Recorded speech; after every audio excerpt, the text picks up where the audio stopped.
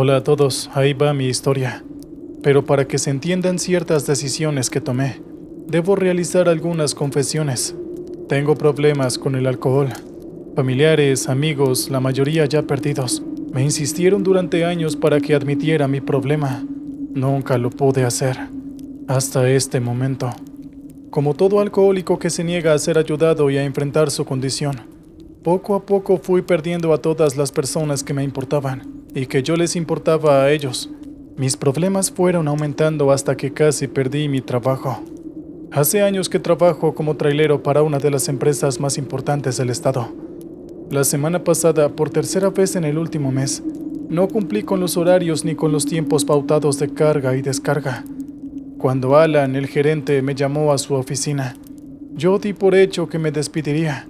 No pensaba defenderme, pero Alan siempre había sido un tipo comprensivo y un buen jefe, así que me dijo que me daría una oportunidad más, pero que no podía fallarle esta vez y que además debía de hacerme cargo y comenzar a atender mi problema. No había otra opción. Le agradecí, juré y prometí. Los adictos tenemos una increíble facilidad para mentir, sobre todo a nosotros mismos. A las 5 de la mañana del día siguiente, puse en marcha el camión. Estaba completamente sobrio. Llegué a la planta duchado y bien dormido. No estaba dispuesto a perder mi trabajo. Me juré a mí mismo no probar una gota más de alcohol en mi vida. Llegué a la fábrica 10 minutos antes del horario que me habían solicitado. Allí, los empleados atiborraron la caja del camión con medicamentos que necesitaban con suma urgencia en el hospital general de la ciudad más próxima, a algo más de 600 kilómetros de distancia. Cuando Alan me notificó del trabajo, no entendí por qué me daba tan gran responsabilidad a mí. Él seguramente leyó aquel pensamiento en mi cara. Dijo que mientras yo me había cuidado, siempre había sido el mejor, y que esto era una prueba. Si yo no podía cumplir con este encargo, al día siguiente ya no tendría ni siquiera que presentarme. El telegrama de despido llegaría automáticamente a mi casa. Cuando la carga terminó, estaba listo para comenzar el viaje. Del espejo retrovisor colgué una fotografía. Mi esposa sonreía mientras abrazaba a las mellizas, mis hijas, una a cada lado. Yo mismo saqué esa foto.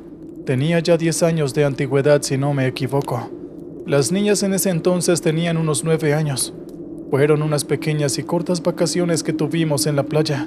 Las cabelleras rubias de las tres brillaban tanto como las hermosas y blancas dentaduras que las sonrisas permitían ver.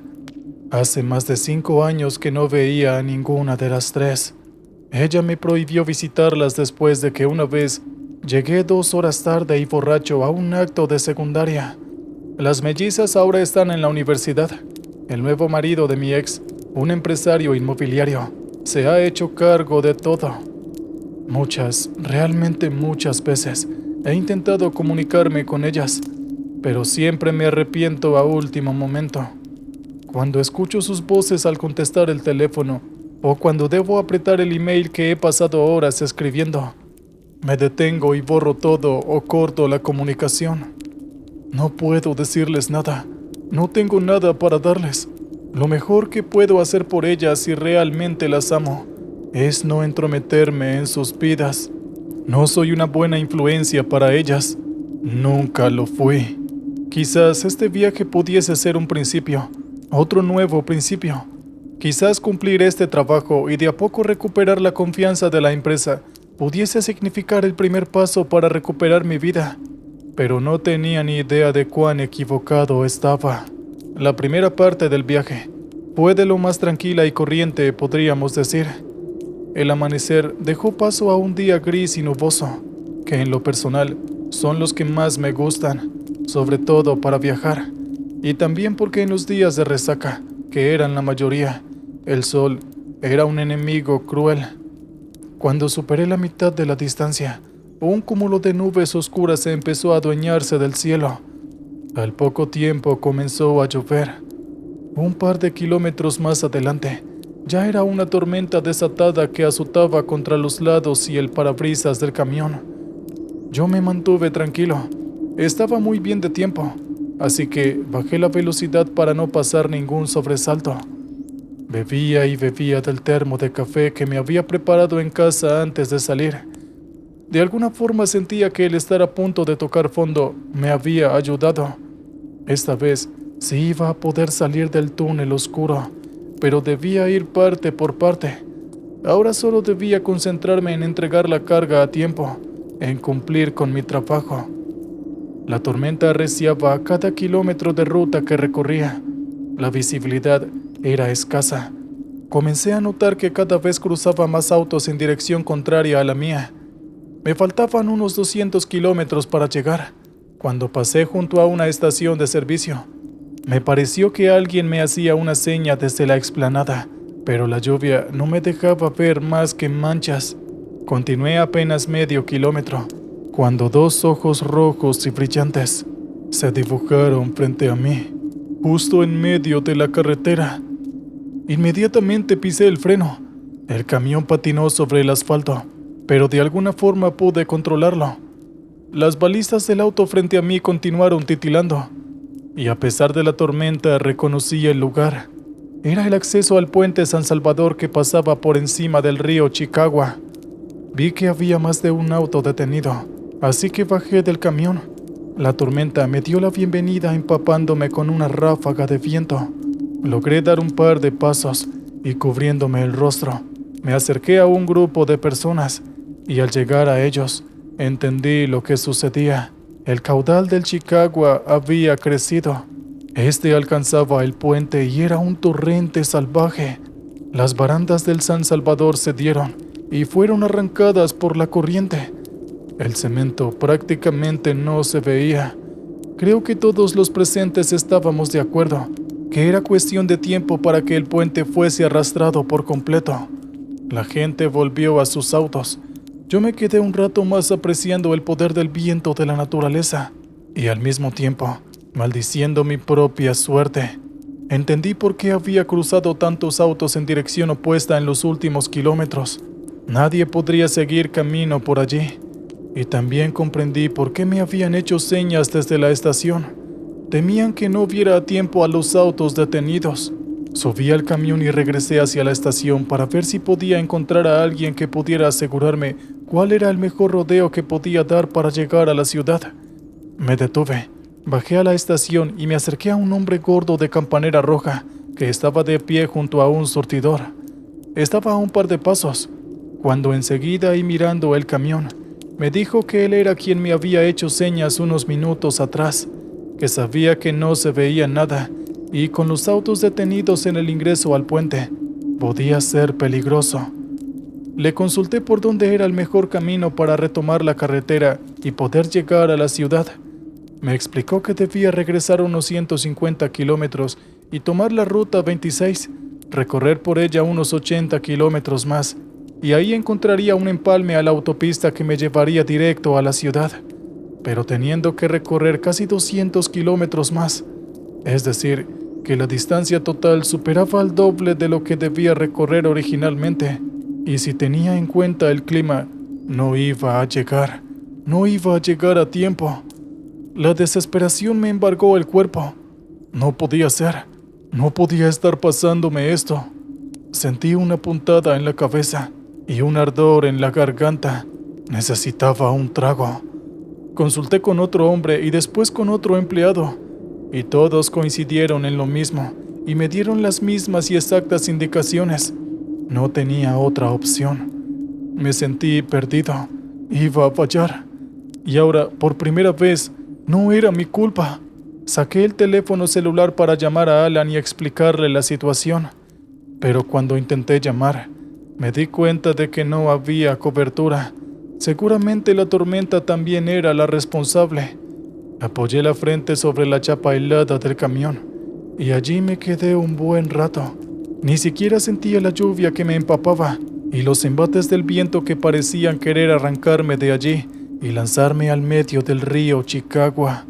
Media hora después, empapado como estaba, me tomaba un vaso enorme de café dentro del local vidriado de la estación.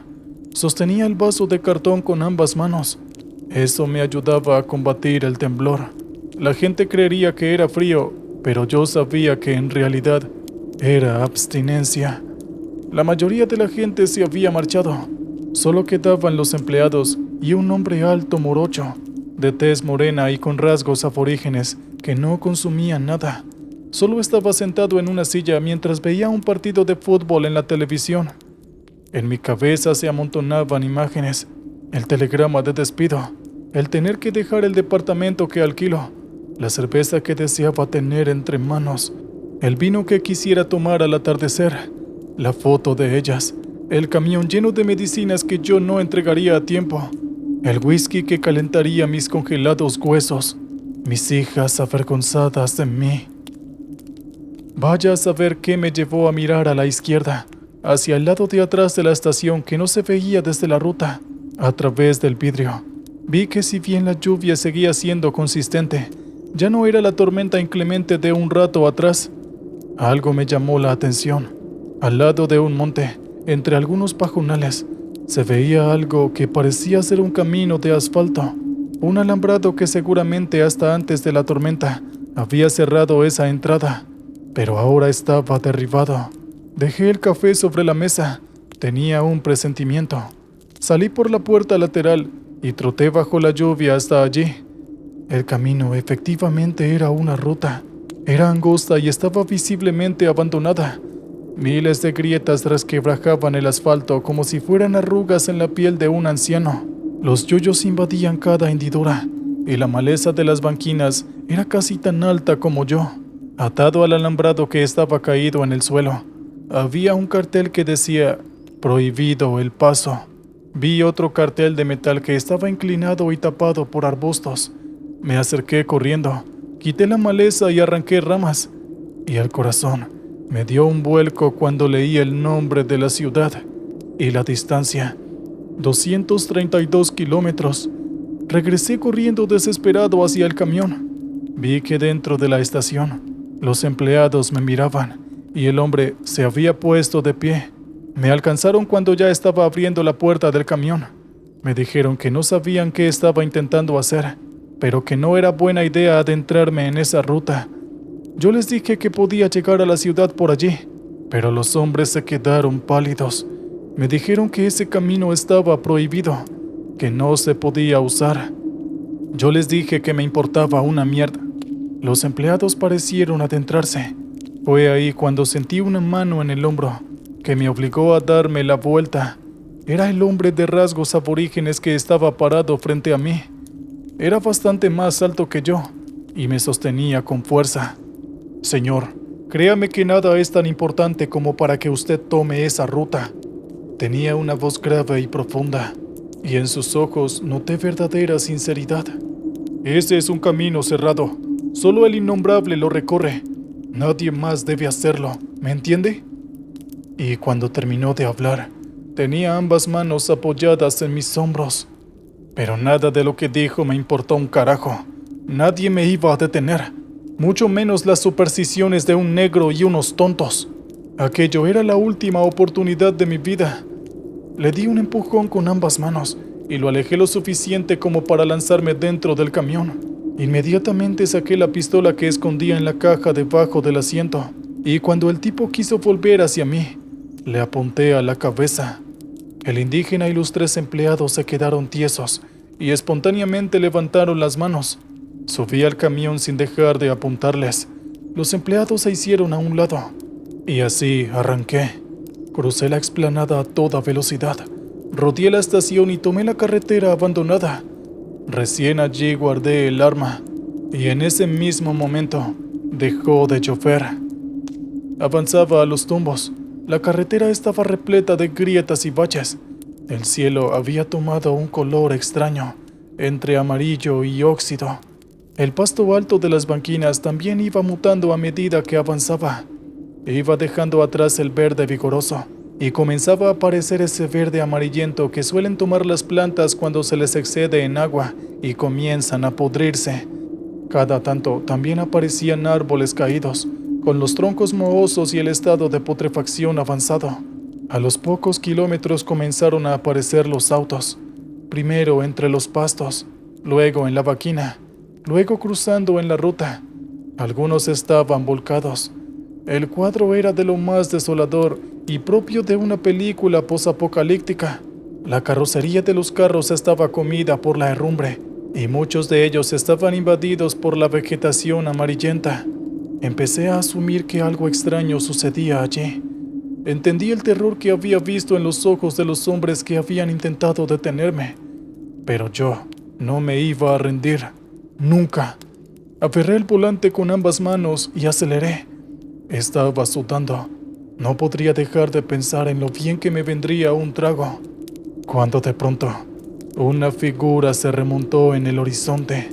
Apareció oscura, negra, recortada en el firmamento oxidado. Yo hacía 1001 maniobras para no chocar los cadáveres de autos que se desparramaban por el angosto camino. Tuve que bajar la velocidad al mínimo, y ahí empecé a distinguir que esa figura oscura tomaba forma de árbol, y era algo imponente. El tronco era de un grosor extraordinario, era gris y verdoso. La copa se dividía en miles, más que miles, en millones de ramas que se extendían en todas las direcciones, pero de ellas no pendía ni una sola hoja. Las raíces eran una masa confusa y nudosa que rompían y se insertaban en el asfalto. Luego salían y se enredaban en los esqueletos metálicos de los autos y prácticamente creaban una muralla por la que era imposible pasar al otro lado de la carretera. Recordé las palabras del hombre de la estación de servicio, cuando, sosteniéndome por los hombros y mirándome a los ojos, me aseguró que aquel era un camino cerrado. Bajé del camión. Si bien estaba incrédulo por lo que veía, no dejaba de buscar una opción, una posibilidad para pasar al otro lado de la carretera y continuar con mi viaje. Lo primero que sentí cuando bajé fue el olor putrefacto que se coló dentro de mis fosas nasales. Inmediatamente tuve una arcada. Me doblé hacia adelante y por poco vomito. Todo a mi alrededor era putrefacción, y a medida que me acercaba al árbol, el hedor se intensificaba. Era aquel el epicentro de todo aquello, y no sé cómo ni por qué, pero enseguida tuve la seguridad de que aquel lugar ya no era de esta tierra, y aquel árbol era mucho más que eso. No quiero hablar de portales, de cosas que parecen locuras y de las que no entiendo, pero justamente eso es. Creo que aquel lugar era imposible de comprender. Me acerqué al árbol tapándome la boca y la nariz con una mano. Viéndolo de cerca, el tamaño era algo que costaba creer. El tronco debería tener más de 4 metros de grosor, y de alto, juro que no podría asegurarlo. Todo estaba cubierto por una especie de musgo, un limo resbaloso y hediondo. El muro de raíces entreveradas era imposible de franquear. Por momentos, a mis espaldas escuchaba siseos, como si los apéndices viscosos más pequeños de las raíces se movieran. Fue en ese momento cuando escuché el ruido. Era como si algo estuviese rascándose. Miré hacia el tronco del árbol y vi como una hendidura vertical iba abriéndose despacio, una especie de tajo que a medida que crecía se iba ensanchando, creciendo. Por allí apareció la criatura. Sus ojos rojos fue lo primero que vi. Su cuerpo humanoide estaba formado por la misma sustancia putrefacta que dominaba el entorno. Era de color verde oscuro. Su piel chorreaba un líquido amarronado a medida que salía del árbol y se acercaba a la carretera. En una de sus manos llevaba un objeto que no podía ser otra cosa que un arma. Era una especie de hacha formada por una piedra triangular afilada y un mango que parecía ser de la misma sustancia de la que él mismo estaba conformado. Era difícil discernir dónde culminaba el arma y dónde empezaba su brazo. Sus ojos estaban fijos en mí. La criatura puso los pies sobre la carretera y gruñó. Detrás, la hendidura en el tronco del árbol quedó abierta, con un fulgor rojizo dentro. Avanzó hacia mí. Yo logré salir del shock y caminé hacia el camión. Intenté correr, pero por más que mi mente me pedía que corriera, no era capaz de hacerlo. No conseguí creer lo que sucedía ante mis ojos. La criatura avanzó hacia mí. El cielo amarillo, los autos muertos y las raíces infinitas. Nada de todo aquello podía ser real, y lo era. Era el espirro de un rey, de un dios, de ese árbol que parecía estar en un parsimonioso pero constante crecimiento. Conseguí acelerar mis pasos hacia atrás, pero era tanto el terror que me dominaba el cuerpo, que golpeé con la puerta del camión que yo mismo había dejado abierta. Caí al piso, rodé a un lado y conseguí llegar al hueco de la puerta abierta. Todavía estaba en el piso cuando la criatura apareció frente a mí. Levantó el hacha y la bajó con la fuerza suficiente para partirme el cráneo en un solo movimiento. La sobriedad y el terror colaboraron con mis reflejos. No sé cómo lo hice, pero de alguna manera había logrado esquivarlo. Y en el proceso me golpeé la cabeza con la puerta. De inmediato comencé a sangrar. El hacha se clavó en el asiento. Literalmente se partió a la mitad. En un lapsus de claridad, me extendí y conseguí alcanzar el arma que había vuelto a guardar debajo. La criatura desencajó el hacha del camión y estaba por preparar un segundo golpe, pero yo me había escabullido debajo de la puerta. Cuando él lo percibió, se dio vuelta y vino a buscarme al otro lado. Pero yo ya lo estaba esperando de pie, aferrando con ambas manos la pistola. Las manos me temblaban, pero aún así, cuando esta cosa dio un paso hacia mí, no lo dudé y disparé. Una bala le dio en la mano, otra en el pecho y la última en la cabeza, haciendo que el hacha que llevaba en la mano cayera al piso con un ruido sordo. De todas las heridas que le infligí, chorreaba un líquido amarronado, pero esta cosa ni siquiera se inmutó. Solo gruñó y avanzó hacia mí, y lo hizo con una velocidad que me sorprendió, y luego me golpeó con el revés de la mano. Ese golpe me mandó lejos al suelo. Sentí la tibieza de mi sangre en los labios. Yo estaba aturdido. Eso le dio el tiempo suficiente para ir por mí. Es así que puso su pie podrido sobre mi pecho y me inmovilizó por completo. Imprimió un poco más de peso y yo creía que mi peso iba a explotar. Pensaba que mis costillas fracturadas romperían la carne y saldrían despedidas hacia los lados. Pero de inmediato, en el aire se percibió un zumbido. Él levantó la vista hacia el árbol y luego dejó de oprimirme el pecho. Juraría que recibió una orden. Luego dio un par de pasos hacia atrás. Me tomó por el tobillo y empezó a arrastrarme hacia el árbol. Apenas pude levantar la cabeza, pero alcanzó para percibir cómo el fulgor rojizo del interior del tronco crecía y decrecía alternadamente en su intensidad. Era exactamente del mismo color que los ojos de aquel monstruo. Él me llevó adentro y pensaba que me iban a tomar de alimento. Y ahí fue cuando entendí por qué no había visto ni un solo cadáver humano. Esa cosa se los había comido. Cuando estábamos apenas a 2 metros, mi cabeza abombada reaccionó. Me percaté de que aún con mi mano aferraba la pistola. La criatura ya me había dado muestras suficientes de que no podía hacerle daño, y quizás por un acto de reflejo, quizás solo porque no tenía otra opción, o simplemente porque no sabía qué hacer, disparé hacia el árbol, hacia la grieta que brillaba incandescentemente.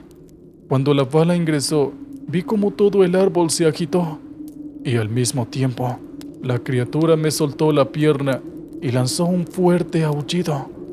Yo pude incorporarme rápidamente. Todo el cuerpo me dolía, pero por la adrenalina no podía sentir mucho, así que volví a apuntar.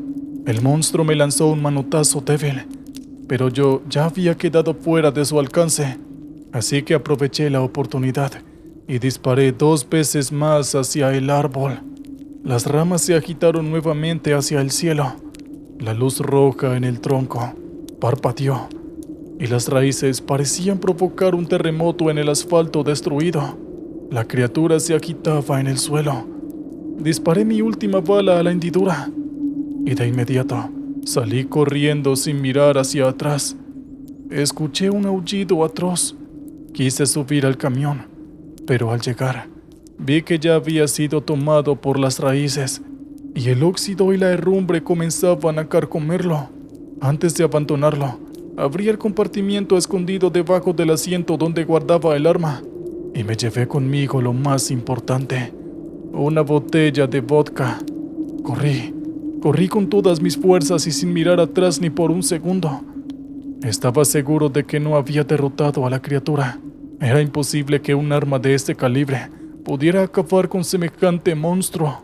Lo único que había logrado era demorarlos más, y así logré salir de su influjo. A medida que corría y me alejaba, sentía como si el aire poco a poco se limpiara y se fuese volviendo más respirable. Algo más de 2 horas después, llegué caminando a los tumbos a la estación de servicio. El hombre de tez negra estaba ahí. Él y los empleados me observaron como si fuese un hombre que volvía del infierno. Cuando caí frente a ellos, en una mano todavía llevaba la pistola y en la otra la botella de vodka. Ambas estaban vacías y frente a ellos me desmayé. Fue la policía la que me devolvió a mi ciudad. Intenté hablar con Alan, explicarle aunque sea una pequeña parte de lo que había pasado, pero ni siquiera me atendió el teléfono. Imagino que la situación de que me hayan encontrado desmayado, borracho y con un arma y sin señales del camión no me permitiría esgrimir defensa alguna. Y como era de esperarse, perdí mi trabajo. Al poco tiempo perdí mi casa. Perdí la oportunidad de recuperar unas hijas que ya había perdido hace mucho tiempo. Perdí la oportunidad de sanar, de empezar de cero. Narro esta historia desde el refugio para hombres sin hogar, en donde me dan un plato caliente de comida y un colchón donde puedo dormir. Esta es la 3ª noche que duermo aquí. Por reglamento, no está permitido quedarse más de 3 noches seguidas, así que supongo que mañana volveré a la calle. Paso las tardes pidiendo dinero en una plaza. Lo poco con que la gente colabora lo gasto en alcohol. Ya no me interesa recuperarme. Ahora solo quiero olvidar. Olvidar a la criatura, a aquel hedor fétido, a la podredumbre, a mi miserable vida. El alcohol me adormece y me quita la posibilidad de soñar. Tampoco quiero soñar. No con el árbol. Me conformé con encontrar un lugar seguro para pasar la noche y antes de dormir, poder ver la foto de mis hijas y mi esposa en la playa. Sus ojos, sus sonrisas, su pelo rubio flotando delante del cielo azul. Todo. Yo saqué esa foto, sin duda, pero eso fue en otra vida. ¿Qué tal, oyentes? Espero hayan disfrutado el relato. Muy bien, ahora vamos con el siguiente. Buenas noches a toda la comunidad. Mi nombre es María Alejandra. Soy dominicana, pero actualmente me encuentro viviendo fuera de mi país. No daré muchos detalles de mi vida personal, pero quería agradecerles por crear este grupo de WhatsApp. Me enteré de él el otro día, escuchando una historia, y pude verlo en la descripción de este video. En mi vida pasó una desgracia que aún me tiene marcada, y me tendrá marcada por el resto de mi vida. No quiero entristecerlos con esto, pero siento que debo compartirlo para que puedan entender el porqué de mi situación actual. Todo comenzó hace un par de años, en una noche que parecía como cualquier otra.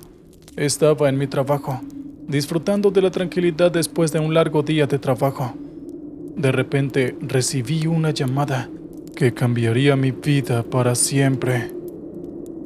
Del otro lado de la línea, una voz desconocida me informó de un terrible accidente. Mi corazón se detuvo por un momento al escuchar las noticias. Había perdido a alguien muy cercano a mí en circunstancias misteriosas y abruptas. Desde ese día, mi vida tomó un rumbo completamente diferente.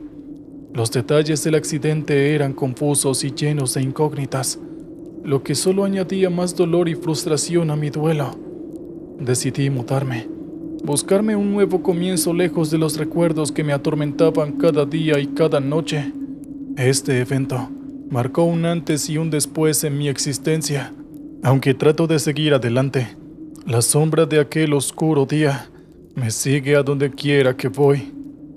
Compartir esta historia con ustedes no fue fácil, pero siento que es un paso necesario para entender mi situación y quizás de alguna manera comenzar a sanar.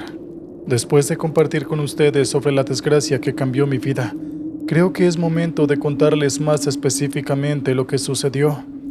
Lo que perdí fue lo más precioso en mi vida, a mi hija Susana. Ella tan solo tenía 5 años de edad. Aquella noche yo estaba de turno en el hospital. Siendo médico, mi profesión me exige estar presente en momentos donde la mayoría descansa. Susana estaba en casa bajo el cuidado de mi madre. Era una noche como cualquier otra, hasta que la tragedia sucedió. Hubo un incidente en nuestra piscina, y mi niña, con esa curiosidad inocente que tienen los niños, salió a jugar cerca del agua. No podemos entender cómo sucedió tan rápido. Simplemente se ahogó. Esta noticia devastadora me fue comunicada en medio de mi turno, y aún recuerdo cómo en ese momento mi mundo se derrumbó. No hay palabras para describir el dolor y la impotencia que sentí. Créanme cuando les digo que es imposible borrar tal recuerdo. No hay un solo día en mi vida que no piense en este suceso, en lo que pudo haber sido y no fue. Mi esposo y yo estábamos destrozados por el dolor, así que tomamos la decisión de mudarnos y vender nuestra casa. Ya no podíamos vivir más con aquel recuerdo constante de la pérdida de nuestra hija, en aquel lugar que una vez fue nuestro hogar, lleno de alegrías y risas infantiles. Era demasiado tormentoso. Cada rincón nos recordaba a ella. Cada sonido era un eco de su risa, que ya no volvería a llenar aquellos espacios. Esta decisión de mudarnos fue buscando un alivio, un intento de escapar de los fantasmas que nos acechaban en cada esquina de lo que fue el escenario de nuestra vida familiar. Pero, ¿cómo huir de algo que está grabado en tu alma? La ausencia de Susana es un vacío que nada puede llenar, y nuestro duelo, un camino que aún estamos aprendiendo a transitar. Después de la pérdida inimaginable de nuestra hija, mi esposo y yo buscamos un nuevo comienzo. Compramos una casa en las afueras de la ciudad, un lugar que requería mucho trabajo. Estaba abandonada, pero era grande y tenía un patio hermoso, así que dedicamos nuestro tiempo y esfuerzo en remodelarla, transformándola en algo hermoso, un refugio que nos ofreciera algo de paz. Desde mi primera visita al psicólogo, había adoptado el hábito de hacer ejercicio en el patio trasero, buscando en el movimiento alguna forma de aliviar mi mente atormentada. Fue durante una de esas tardes mientras mi esposo, un ingeniero civil que trabajaba hasta el anochecer, cuando todo comenzó. Ese día vi algo que desafió toda lógica. Al fondo del jardín había un viejo pozo que ya no se usaba, y en él había un niño vestido completamente de negro. Intrigada y preocupada me acerqué para ver de dónde venía, y antes de que pudiera llegar a él, el niño se lanzó al pozo. Inmediatamente corrí allí temiendo lo peor, pero cuando llegué, no había señales de él. No había gritos ni ruido alguno. Era como si la tierra se lo hubiera tragado. Este incidente me dejó profundamente perturbado. ¿Había sido real? ¿O acaso el dolor y el duelo estaban jugando trucos en mi mente? La lógica me decía que era imposible, pero no podía negar lo que mis ojos habían visto. Aquella tarde, el silencio del patio trasero se llenó de un aire misterioso, añadiendo otra capa de inquietud a nuestra nueva vida. Este encuentro con el niño vestido de negro se convirtió en un tormento constante para mí. Donde quiera que mirara, en cualquier rincón de mi visión, ahí estaba él, siempre al borde de mi percepción. Desesperada por encontrar una explicación o al menos una prueba de su existencia, le comenté a mi esposo lo que pasaba. Juntos decidimos instalar cámaras alrededor de la casa, especialmente cerca del viejo pozo. todo con la esperanza de capturar algo, cualquier cosa que pudiera validar mi experiencia. Sin embargo, las cámaras no revelaron nada.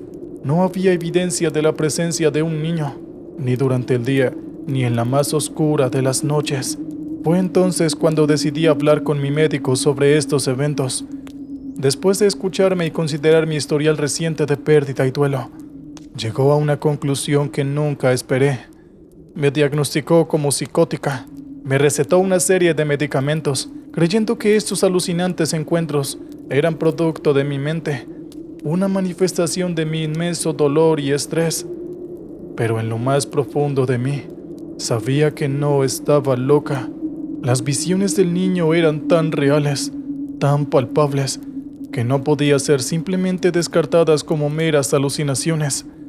Era como si una parte de mí se negara a aceptar el diagnóstico, convencida de que había algo más en juego, algo que la ciencia y la medicina no podían explicar. Esta situación me sumió en un estado de profunda confusión y aislamiento.